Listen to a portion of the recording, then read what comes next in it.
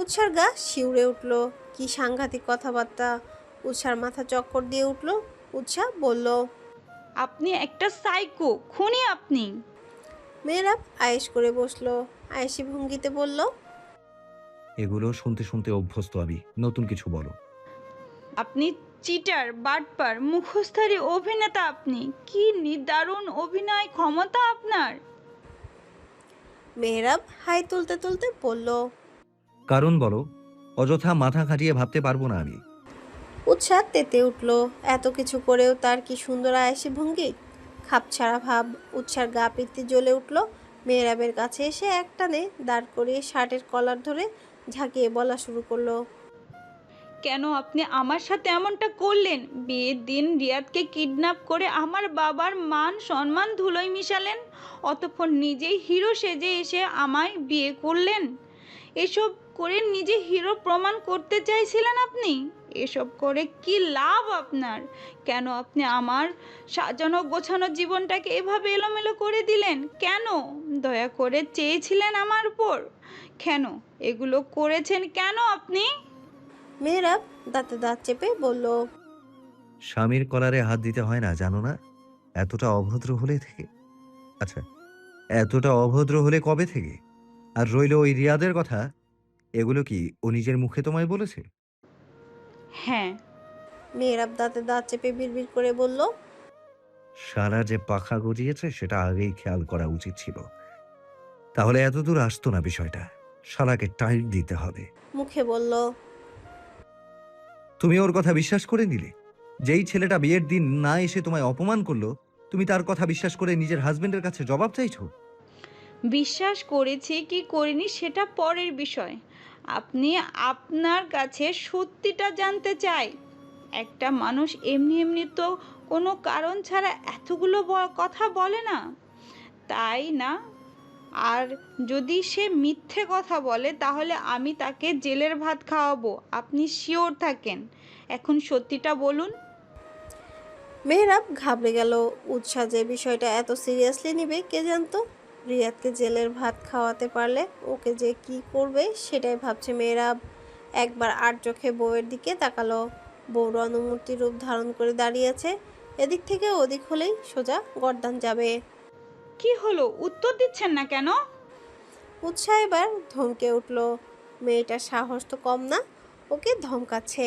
মেয়েরাব খাপছাড়া ভাব নিয়ে বলল, বিয়ের দিন যেটা দেখেছো সেটাই সত্যি। উৎসাহ গর্জে, মিথ্যা, মিথ্যা কথা বলছেন আপনি।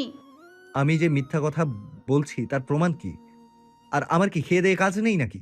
আমি রিয়াদ না কি যেন নাম ছেলেটার, আমি কেন ওকে কিডন্যাপ করতে যাব? উৎসাহ ফুঁসে উঠল। ব্যস্ত হাতে পাশে থাকা ফোনটা তুলে নিল। কিছু একটা খুঁজছে মেয়েটা। অবশেষে পেয়ে যেতেই মেহরাবের চোখের সামনে ধরলো। মেহরাব উৎসাহ চোখের সামনে ফোন ধরে ভালো করে দেখলো এতগুলো তারই পাঠানো হুমকি বার্তা। এরপরেও বলছেন আপনি কিছু করেননি, আপনি সাধু পুরুষ। মেহরাব হাই তুলল। এমন ভাব করলো যেন ও কিছুই দেখেনি। কপালে ভাঁজ ফেলে বলল, এই সামান্য মেসেজে কি প্রমাণ করে আমি রিয়াদকে কিডন্যাপ করেছি? কি হলো বলো? উৎসাহ ফের মেহরাবের কলার চেপে ধরে বলল, নাটক করবেন না মিস্টার মেহরাব, এগুলো যে আপনিই করেছেন সেটা আমি জানি। এখন ভং ধরে কোনো লাভ নেই, সত্যিটা বলুন। মেহরাব উৎসার হাত থেকে নিজের কলার ছোটাতে ছোটাতে বলল, দেখো উৎসা, তুমি যেগুলো করছো এগুলোকে অভদ্রতা বলে। কলার ছাড়ো আমার। হাজবেন্ডের কলার ধরা এগুলো কোন ধরনের অভদ্রতা? উৎসাহ এতক্ষণে সামলে রাখা রাগ আর কন্ট্রোল করতে পারল না। এতক্ষণ ভেতরে থাকা সকল রাগ বেরিয়ে আসতে চাইল। উৎসাহ নিজেকে সামলাতে ব্যর্থ হলো। চেঁচিয়ে বলে উঠল, ফাজলামো শুরু করেছেন আপনি আমার সাথে? আমার জীবনটা আপনার কাছে জোকস, মজা পেয়েছেন? আমি আপনার কোনো ক্ষতি করেছি? করিনি তো, তাই না? তাহলে কেন এমন করলেন আমার সাথে? আমি তো আপনাকে আমার জীবনে চাইনি। কেন জোর করে আমার জীবনে এলেন? কেনই বা তছনছ করে দিলেন সব কিছু? কি সমস্যা আপনার? মেহরাব এতক্ষণ শান্ত থাকতে চাইলেও এই মুহূর্তে সেটা আর সম্ভব হলো না। মেয়েটা সকল বাধা অতিক্রম করে ফেলেছে। ও বারবার নিজেকে সামলাতে চেয়েছে, ভেবেছে উৎসাহ যেন ভয় না পায়, এমন আচরণ করবে না। কিন্তু সেটা আর সম্ভব হলো না। মেহরাব উৎসার বাহুতে শক্ত করে চেপে ধরল। আমার সবচেয়ে বড় সমস্যা তুমি, শুধু তুমি। উৎসা আওড়ালো। আমি? হ্যাঁ, তুমি। তুমিই আস্ত সমস্যা। কে বলেছিল আমায় নিজের মায়ায় ফেলতে, আমাকে উন্মাদ বানাতে? আমি তো ভালোই নিজের জীবনে নিজের মতো ছিলাম। এক মুঠো বসন্ত নিয়ে কেন এসেছিলে আমার জীবনে? আমি তো তোমার কাছে যেচে যাইনি। ঝড়ের মতো আমার জীবনে প্রবেশ করে এলোমেলো করে দিয়েছিলে আমায়। আমার নিজের থেকে আমার আমিটাকে কেড়ে নিয়েছিলে তুমি। তোমার যন্ত্রণায় ঠিক মতো ঘুমাতে পারতাম না, খেতে পারতাম না, পড়ায় মন বসতো না। আমার সকল শান্তি এক নিমিষে কেড়ে নিয়েছিলে। কেন আমার কিশোর বয়সে আমায় ঘায়েল করেছিলে? একটু আগে বললে আমি তোমার ক্ষতি করেছি। আদতে তো তুমি আমার ক্ষতি করেছো। আমার সবকিছু কেড়ে নিয়েছো। একটু একটু করে ধ্বংস করেছো আমায়। কই আমি তো একবারও তোমার নামে অভিযোগ করিনি। আমার শান্তিতে বেঁচে থাকাটাই তুমি কেড়ে নিয়েছিলে। ভালোবাসার অনলে পুড়েছি বহুবার, তবুও তোমায় বলতে পারিনি। এই কষ্টের মানে বোঝো? তুমি কাউকে ভালোবাসো কিন্তু তাকে কিছু বলতে পারছো না। উল্টো অপর পাশের ব্যক্তি তোমায় ঘৃণা করে। কখনো ভেবে দেখেছো অনুভূতিটা কেমন হয়? দম বন্ধ হয়ে আসে, তুমি বুঝবে না। মেহরাব থামলো। উৎসা থমকে এক দৃষ্টিতে তাকিয়ে আছে মেহরাবের দিকে। মেহরাব পুনরায় বলা শুরু করলো। হ্যাঁ, আমি রিয়াদকে হুমকি দিয়েছি। বিয়ের দিন ওকে কিডন্যাপ করেছি, বেশ করেছি। এত বছর ভালোবেসেছি কি এমনি এমনি? নিজের ভালোবাসাকে অন্যের হাতে তুলে দেওয়ার মতো ছেলে আমি না। নিজের ভালোবাসাকে অন্যের হাতে তুলে দিয়ে দেবদাসের মতো পথে পথে ঘুরতে পারবো না আমি। আমি নিজের ভালোবাসাকে পাওয়ার জন্য শেষ পর্যন্ত যেতে পারি, এমনকি ছিনিয়েও নিতে পারি, এবং আমি সেটাই করেছি। এখন তুমি আমার, শুধুই আমার। আমার থেকে এক চুল পরিমাণ দূরে যেতে পারবে না তুমি। আচ্ছা, আমার থেকে এক চুল পরিমাণ দূরে যেতে দিব না তোমায়।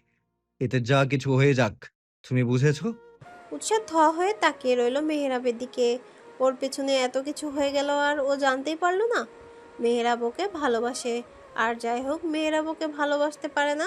নিজের জেদের জন্য নিশ্চল লোকটা মিথ্যে বলছে। উৎসা মেহরাবের হাত থেকে নিজেকে ছাড়াতে ছাড়াতে বলল। আপনার সাথে থাকা যায় না, আপনি একটা খনি সাইকো। আমি কালকেই চলে যাব। মেহরাব আরো শক্ত করে চেপে ধরে বলল। বাড়ির বাহিরে এক পা দিলে ঠ্যাং ভেঙে ফেলবো তোমার, বলে দিলাম। এরপর যদি তুমি বের হও তাহলে সম্পূর্ণ দায়ী তুমি থাকবে। আমার অবশ্য খোড়া বোন কোলে নিয়ে ঘুরতে সমস্যা নেই। উৎসা ব্যথা পাচ্ছে। মেহরাবের আঙুল যেন ওর বাহুতে ডেবে গেছে। ছাড়ুন, লাগছে আমার। তোমার তো শরীরে লেগেছে, আমার যে মনে লেগেছে সেই বেলায়। শরীরের ব্যথা তো একটা সময় চলে যাবে, কিন্তু মনের ব্যথা, তার কি হবে? উৎসা মেহরাবের চোখে চোখ রেখে প্রশ্ন ছুড়ল। এই আপনার ভালোবাসার নমুনা? মেহরাব সাথে সাথে উৎসাকে ছেড়ে দিল। গম্ভীর চোখে তাকালো উৎসার চোখে। অন্যরকম কণ্ঠে বলল। মেহরাব মির্জার ভালোবাসা বোঝার মতো ক্ষমতা তোমার নেই মেয়ে। তুমি তো ব্যস্ত তার ত্রুটি খুঁজতে। তার ভালোবাসা তুমি বুঝবে কি করে? গোধূলি বিকেলে আকাশে ক্লান্ত মেঘেদের খেলা চলছে। পেঁজা মেঘেদের দল পুরো আকাশ জুড়ে ঘুরে বেড়াচ্ছে। একটু পর পর দলে দলে পাখি উড়ে যাচ্ছে তাদের নীড়ে। আপন মানুষের অপেক্ষায় অবসান ঘটাতে ফিরে যাচ্ছে আপন বাসায়। তবে মেহরাবের মাঝে সেই তাড়া নেই। ও এক মনে বিশাল আকাশের নিচে বসে রয়েছে। আস্তে করে গায়ে এলিয়ে দিল মাঠের সবুজ ঘাসের ওপর। দুহাতের ওপর মাথা এলিয়ে বিশাল বিস্তৃত আকাশপানে দৃষ্টি ঠেকালো। যেন ক্লান্ত পথিক এক মুঠো স্বস্তির আশায় পথ চেয়ে বসে আছে। ছেলেটার মাঝে না আছে তারা, আর না আছে ভাবাবেগ। কেমন অনুভূতি শূন্য তার আখিদয়। কথায় আছে, প্রিয় মানুষটার থেকে অবহেলা পেতে পেতে মানুষ পাথর হয়ে যায়। তার মাঝে অনুভূতি নামক কিছুই আর অবশিষ্ট থাকে না। মেহরাবের মনে হচ্ছে সেই অবস্থা। ক্লান্তিতে শরীর ছেড়ে দিয়েছে। এখন আর কিছুই তাকে স্পর্শ করছে না। প্রেয়সীর বারবার তাকে ভুল বোঝা, ছেড়ে যাওয়া আর মেনে নিতে পারছে না ছেলেটা। মেয়েটা কেন বোঝে না মেয়েরাব তাকে এতটা ভালোবাসে? মেয়েরাব কি করেনি ওর জন্য? এই যে এত পাগলামো উন্মাদনা, বেয়ারা জীবনের সমাপ্তি ঘটিয়ে লাইফ নিয়ে সিরিয়াস হয়েছে, তাও মেয়েটা রীতিমতো তাকে অবজ্ঞা করেই যাচ্ছে। মেয়েরাব চেয়েছে তাকে আঁকড়ে ধরে বাঁচতে, কিন্তু মেয়েটা একেবারের জন্য ওকে বোঝেনি। আর না চেয়েছে বুঝতে, বারবার দুলে ঠেলে দিয়েছে অবহেলায়। মেয়েরাব এবার পণ করেছে কোনো মতেই উৎসার কাছে ফিরবে না।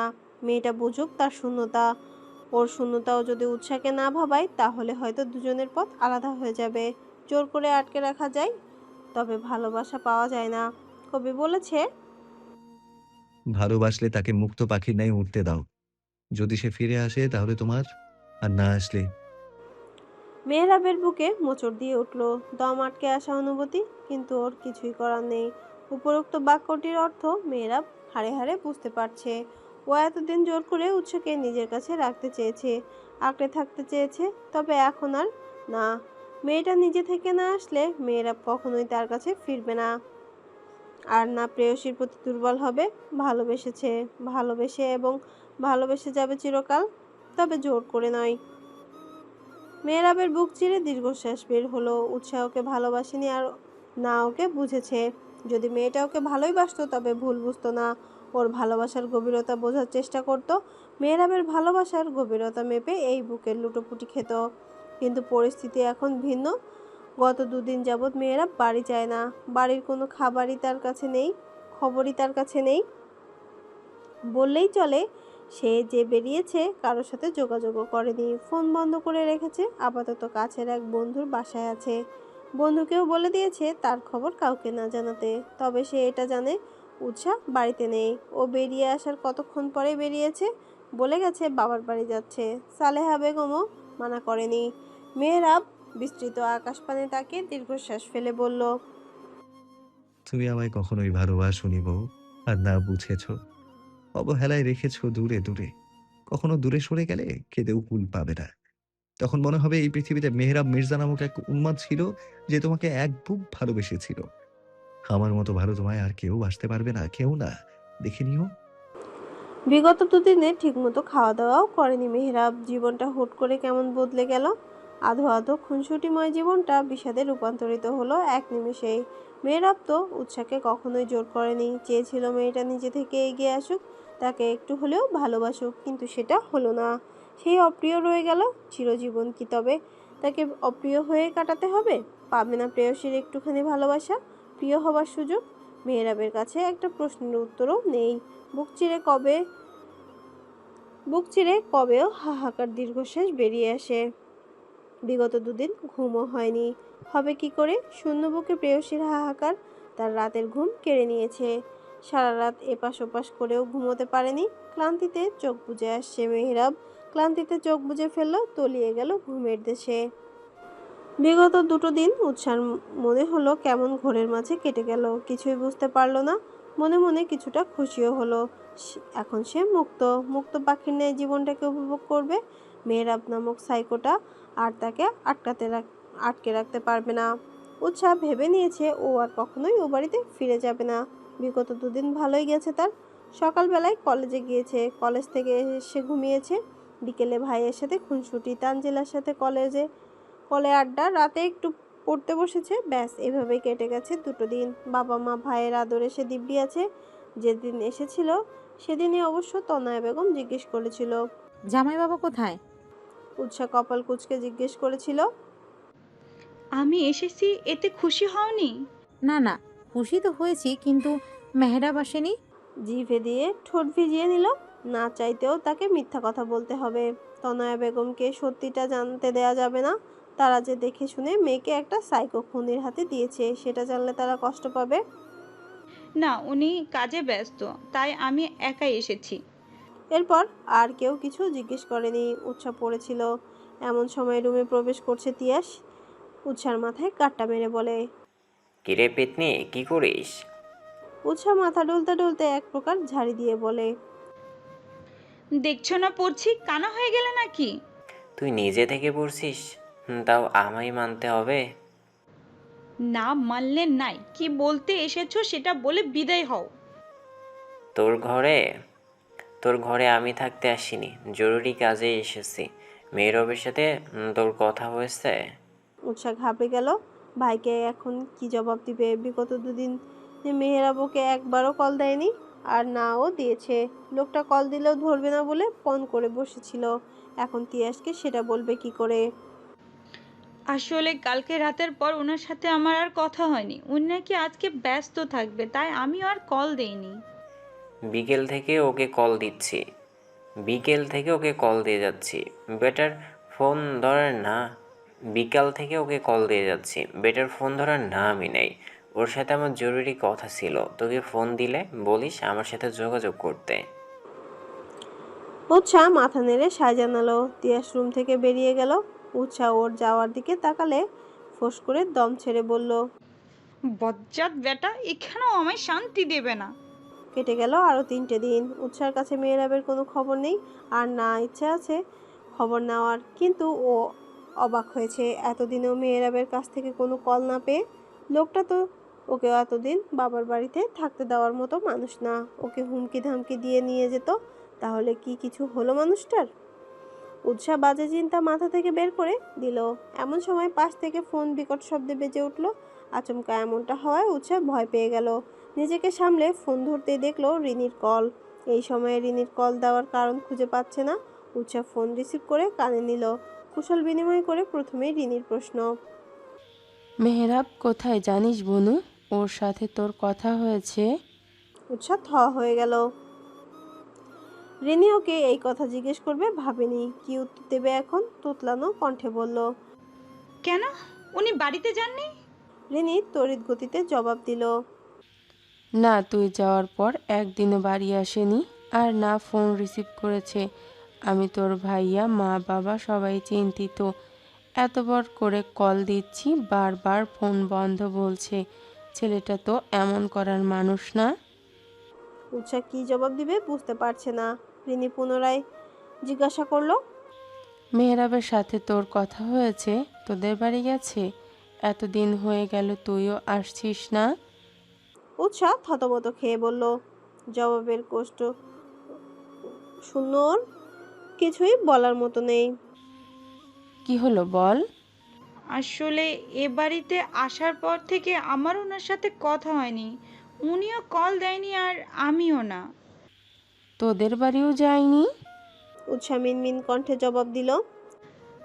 না। কি বলছিস? মাথা ঠিক আছে তোর? মেহরাব তো একটা দিনও তোকে ছেড়ে থাকতে পারে না। সেখানে 5 দিনও তোকে কলও দেয়নি, আর না তোদের বাড়ি গিয়েছে। কিভাবে সম্ভব এটা? উৎসাহ জবাব দিল না। উৎসাহকে চুপ থাকতে দেখে রিনি শান্ত কণ্ঠে জিজ্ঞাসা করলো। তোদের মাঝে আবার কিছু হয়েছে? উৎসাহ তাও জবাব দিল না। রিনি পুনরায় জিজ্ঞেস করলো। ঝগড়া করেছিস দুজন? উৎসাহ তাও চুপ। এবার আর শান্ত থাকতে পারলো না রিনি। উত্তেজিত কণ্ঠে বলল। প্লিজ উৎসাহ, কি হয়েছে আমাকে খুলে বল। মেহরাব কখনো এতগুলো দিন কাউকে কিছু না বলে বাড়ির বাইরে থাকার ছেলে না। এ বাড়িতে আসার পর আমি ওকে কখনো এমন করতে দেখিনি। প্লিজ পুরো ঘটনা বল আমায়। উৎসাহ দম নিল। একে একে খুলে বলল সকল ঘটনা। রিনি তাজ্জব বনে গেছে। এত কিছু ঘটে গেছে আর ও কিছুই জানে না। উৎসাহ কান্না করতে করতে বলল। উনি একটা খুনি আপু, সাইকো উনি। ওনার সাথে থাকা আমার পক্ষে সম্ভব না। ওনার জন্য আমি কোথাও যেতেও পারি না, ঠিকমতো বাবার বাড়িও থাকতে পারি না। ওনার টর্চার অসহ্য হয়ে উঠেছে আমি। এটা অত্যাচার না উৎসাহ, এটা ভালোবাসা। উনি আমাকে একটুও ভালোবাসে না। ভালোবাসলে এভাবে বন্দি করে রাখতো না। একটা জলজান্ত ছেলেকে মেরে ফেলেছে তোমার দেবর। উনি একটা খুনি। উৎসাহ, বোঝার চেষ্টা কর। সবার ভালোবাসার ধরন এক না। কেউ ছেড়ে গিয়ে ভালোবাসে, কেউ আঁকড়ে ধরে। মেহরাব তোকে আঁকড়ে ধরে রাখতে চেয়েছে। বেচারা প্রতিনিয়ত তোর ছেড়ে যাওয়ার ভয়ে তোকে ছাড়েনি। আর তুই কিনা ওকে ভুল বুঝলি। তুমিও তোমার দেবরের ছাইট নিচ্ছ। তোমরা কেউ আমাকে বুঝলা না। উনি আমায় কখনো ভালোই বাসেনি। শোন, মেহরাব যদি তোকে ভালোই না বাসতো তাহলে তোকে খারাপ কথা শোনানোর জন্য একটা ছেলেকে মেরে ফেলতো না। তোকে কেউ কিছু বললেই তাকে আঘাত করতো না। তোকে সব সময় আগলে রাখতো না। আর না তোর বিয়ের দিন ওই কাণ্ড ঘটাতো না। তোকে আমি আগেই বলেছিলাম মেহরাব তোকে ভালোবাসে। ছেলেটা তোকে পাগলের মতো ভালোবাসে। সেই জন্যই তোকে হারানোর ভয়ে এত কাণ্ড ঘটিয়েছে। কিন্তু তুই বুঝলি না। আজ আমিও মেহরাবের মতো বলতে বাধ্য হলাম। তুই কখনো মেহরাবের ভালোবাসা বুঝিসনি, আর না ওকে বুঝতে চেষ্টা করেছিস। রিনি কল কেটে দিয়েছে। উৎসাহ ধপ করে বিছানায় বসে পড়ল। শেষমেশ রিনি ওকে এগুলো বলতে পারলো। ওকে সত্যি মেহেরাবকে বোঝেনি। ওর ভালোবাসা বোঝেনি। এরই মাঝেই রুমে প্রবেশ করলো তিয়াস। রুমে ঢুকেই সর্বপ্রথম কথা, মেহরব কোথায় জানিস? ওর সাথে তোর কথা হয়েছে? উৎসাহ তেতে উঠল, ঝাড়ি মেরে বলল, তোমার বন্ধুর সব খবর নিয়ে কি আমি বসে আছি? আমাকে জিজ্ঞাসা করছো কেন? তিয়াস বোনের দিকে তাকালো। উৎসাহ হঠাৎ এভাবে রিয়েক্ট করার কারণও খুঁজে পাচ্ছে না। ভ্রুকুচকে জিজ্ঞাসা করলো, কি হয়েছে তোদের মাঝে? তুই বাড়িতে এসে বসে আছিস, ওদিকে মেহরবের খবর নেই, দুজন ঝগড়া করেছিস? তিয়াস তেজি কণ্ঠে বলে উঠল, ঝগড়া? তোমার খুনি বন্ধুর সাথে একসাথে থাকা যায়? খুনি সাইকো একটা। তুমি ইচ্ছে করে বোনের সাথে নিজের বন্ধুর বিয়ে দিয়েছো, তাই না? একবারও বিবেকে বাঁধেনি নিজের বোনের এত বড় ক্ষতি করতে?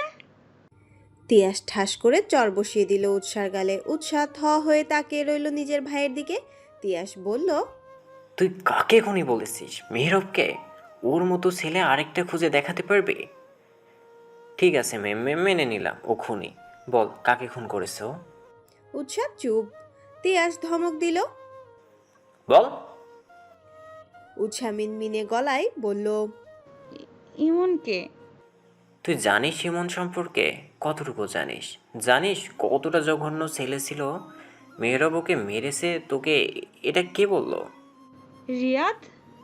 ওই হারামজাদার কথা বিশ্বাস করেছিস তুই?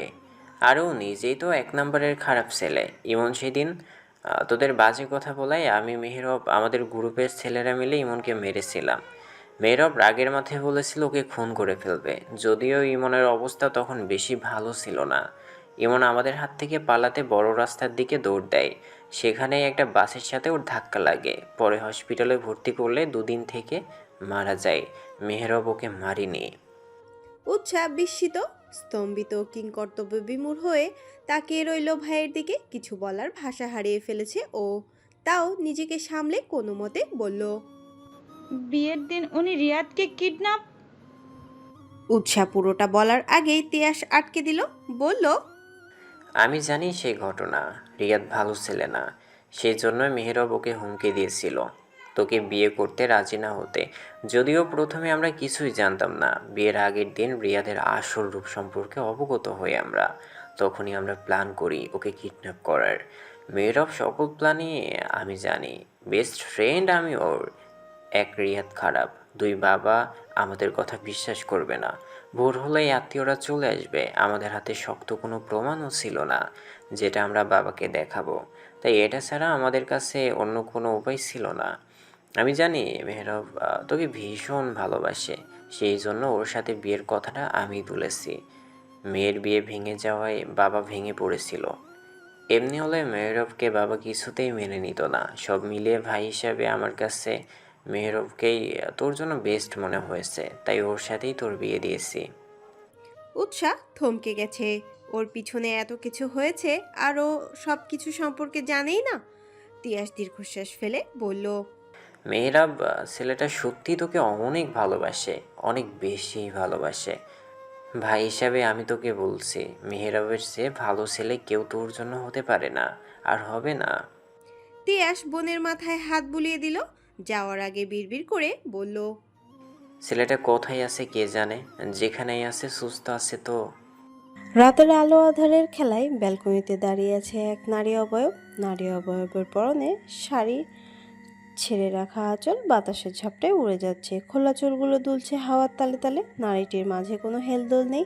সে গেট পেরিয়ে রাস্তার দিকে এক দৃষ্টিতে তাকিয়েছে। দৃষ্টিতে তার চাতক পাখির ন্যায়। চোখের চাহনিতে আকুলতা, কাউকে তীব্রভাবে দেখার উন্মাদনা। আকুলতা। রাত তখন 12টা নাগাদ। মেহরাব দীর্ঘ 1 সপ্তাহ বাড়ি ফিরছে না।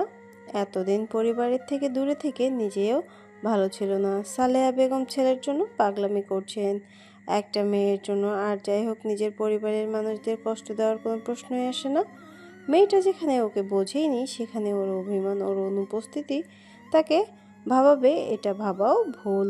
একজন মানুষের জন্য সবাইকে কষ্ট দেওয়া বোকামো ছাড়া আর কিছুই না। মেয়েরা আর সেই বোকামি করবে না। রিনি ফোন দিয়ে বিকেলেই জানিয়েছে সালেহা বেগমের শরীর খারাপ।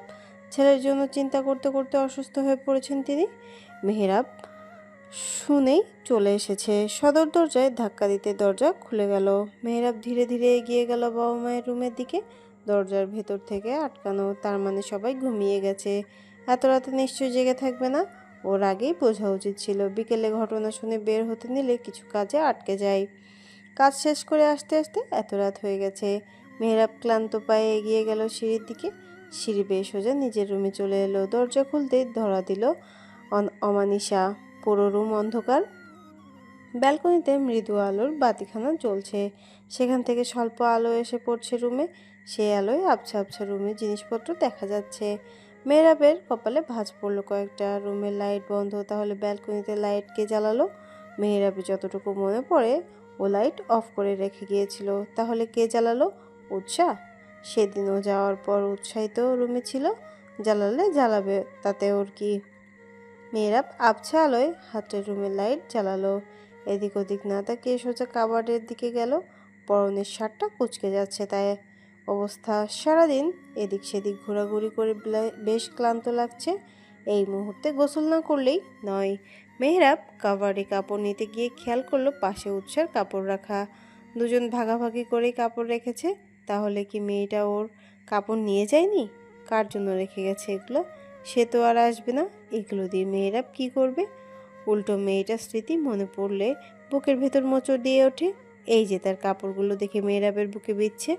মেয়েটা কেন ওকে বুঝলো না? ও তো ভালোবাসতে জোর করেনি। ওর একার ভালোবাসায় যথেষ্ট দুজনের ছোট দুষ্টু মিষ্টি সংসার টিকিয়ে রাখার জন্য। মেয়েটার ওকে ভালোবাসাও লাগবে না। ও একাই ভালোবেসে যাবে। শুধুমাত্র ওকে ভালোবাসার সুযোগটুকু দিলেই হবে। ওর ভালোবাসাটুকু সাদরে গ্রহণ করলেই হবে। কিন্তু পাগলি মেয়েটা আর বুঝলো কই? ওর বুকটা ফাঁকা করে দিয়ে গেল। এখন সারাটা জীবন ও কী নিয়ে কাটাবে?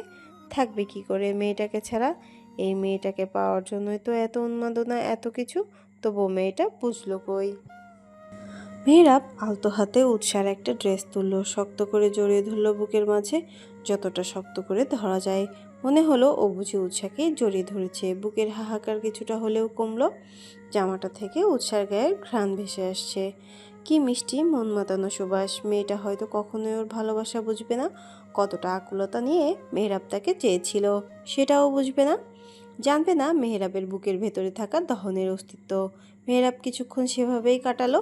অতঃপর জামাটা রেখে কাবার্ড বন্ধ করে দিল। টাওয়াল নিয়ে ওয়াশরুমের দিকে এগিয়ে গেল। চোখ পড়ল ব্যালকনির দিকে। সেখানে থমকে গেল দৃষ্টি। উৎসাহ দাঁড়িয়ে আছে ব্যালকনিতে। মেহরাব যেতে গিয়েও থেমে গেল। চোখ বন্ধ করে আবার তাকালো। কেউ নেই সেখানে। নিজের মাথায় নিজেই চাপড় দিল। উৎসাহ নামক রমণী এখানে আসবে কি করে? এটা মেহরাবের কল্পনা ছাড়া কিছুই নয়। যেই রমণী তার সাথে থাকবে না বলে বাড়ি ছেড়েছে, সে এখানে আসবে কি করে? মেহরাব ভালো করেই জানে উৎসার মাথায় একবার যে বিষয়টা ঢুকবে সেটা আর পরিবর্তন হবে না। এই যে একবার ভেবে নিয়েছে মেহরাব সাইকো খুনি, এখন ওকে শত বোঝানো হলেও ওর ধারণার পরিবর্তন করতে পারবে না। তবে মেয়েটা বেশ সহজ সরল। একবার কাউকে ভালোবাসলে তার পিছু ছাড়বে না। বুক চিরে দীর্ঘশ্বাস বেরিয়ে এলো। মেহরাব ভাবনা বাদ দিয়ে ওয়াশরুমে চলে গেল। উৎসাহ দাঁড়িয়ে আছে মেহরাবের ব্যালকনিতে। একটু আগে উকি দিয়ে মেহরাবকে দেখতে গিয়ে ধরা পড়ে গিয়েছিল এক প্রকার। শেষ যাত্রায় এবারের মতো বেঁচে গেছে। লোকটাকে সে নিজের অজান্তেই কতখানি কষ্ট দিয়ে ফেলেছে সেটা ভেবে হায় হুতাশ করতে লাগলো। একটু আগে মেহরাবের করা কাণ্ড দেখে নিজের মাঝেই অনুশোচনা জেগে উঠেছে মনে। রিয়াদের কথাই শুনে মানুষটাকে ভুল বোঝা ঠিক হয়নি। উৎসাহ তো তাকে কত আজে বাজে কথা শুনিয়েছে। এমনকি সে যেটা করেনি সেই দোষও তার ঘাড়ে দিয়েছে। তারপরও মানুষটা তার সাথে খারাপ ব্যবহার করেনি। আর না একটা কথা শুনিয়েছে, কেবল ভালোবেসেই গেছে। সেদিন রিনিয়ার তিয়াসের কথায় উৎসার বড্ড খারাপ লেগেছে। সত্যি কি ও এত খারাপ? ও মেহরাবকে বোঝেনি। সময় নিয়ে ভাবে উৎসাহ। মন থেকে জবাব আসে, হ্যাঁ, উৎসাহ বোঝেনি মেহরাবকে। মেহরাব ওকে ভালোবেসে কাছে রাখতে চেয়েছে। আর উৎসাহ কিনা মেহরাবের কেয়ার ভালোবাসাগুলো দিনের পর দিন অত্যাচার ভেবে গেছে। কথায় আছে, এই যে মেহরাব ভালোবেসে উৎসার ভালোর জন্য রিয়াদকে কিডন্যাপ করেছে, এমনকি তুলোধনাও ধুয়েছে। ইমনকে মেরে অবস্থা খারাপ করে দিয়েছে। ওর চোখের আড়ালে কতজনকে এভাবে সরিয়েছে তার ঠিক নেই। মানুষটা ওকে ভালোবাসে, আগলে রাখার জন্য এসব করেছে। সেখানে ও কিনা মানুষটাকে ভুল বুঝলো। ভুল বুঝে উল্টাপাল্টা শুনিয়েছে ও। ভুল যেহেতু বুঝেছে সেহেতু সব কিছু ঠিক ওকেই করতে হবে। বিগত 2টো দিন মেহেরাবকে প্রচণ্ড মনে পড়েছে। সময়ে অসময়ে লোকটা কল্পনায় এসে ওকে জ্বালিয়েছে। শান্তিমতো 2টো দিন ঘুমোতেও পারেনি উৎসাহ। আত্মগ্লানিতে ভুগেছে সবসময়। অবশেষে সিদ্ধান্ত নিয়েই নিয়েছে যে করে হোক মেহেরাবের মান ভাঙিয়ে ছাড়বে। সেই মতে মেহেরাবের নাম্বারে ডায়ালও করেছে কয়েকবার। প্রতিবারই মেয়েলি একই সুর ভেসে এসেছে। আশাহত হয়েছে বারবার। শেষে কোনো উপায় না পেয়ে রিনিকে দিয়ে মিথ্যা বলিয়ে মেহেরাবকে বাড়ি এনেছে। খট করে দরজা খোলার শব্দে উৎসাহ নিজেকে আড়াল করে ফেলল। মেহেরাব গোসল সেরে বেরিয়ে এসেছে। গলায় তোয়ালে ঝুলিয়ে হাত দিয়ে চুল ঝাড়ছে। ভালো করে চুল না মোছার ফলে টপ টপ করে পানি পড়ছে। ফর্সা মেয়েধীন উদরে জমেছে বিন্দু বিন্দু পানির অস্তিত্ব। মেহেরাব ব্যালকনিতে এগিয়ে গেল তোয়ালে মেলে দেওয়ার জন্য। তোয়ালে মেলে দিয়ে পেছনে ঘুরে চলে আসতে নিলে থমকে দাঁড়ালো। চোখের সামনে অপ্রত্যাশিত রমণীকে দেখে নিজের চোখকে নিজেই বিশ্বাস করতে পারছে না। উৎসাহ মেহেরাবের অবস্থা বুঝলো। মুখ টিপে হেসে এগিয়ে গেল। তোয়ালে নিয়ে হাত বাড়ালো মেহেরাবের সিক্ত কেশের দিকে। লোকটা বেশ লম্বা। উৎসাহ মেহেরাবের মাথা নাগাল পাচ্ছে না। মেহেরাব নিচু হয়ে খানিকটা ঝুঁকলো। উৎসাহ এক মনে মেহেরাবের মাথা মুছে দিতে দিতে বলল,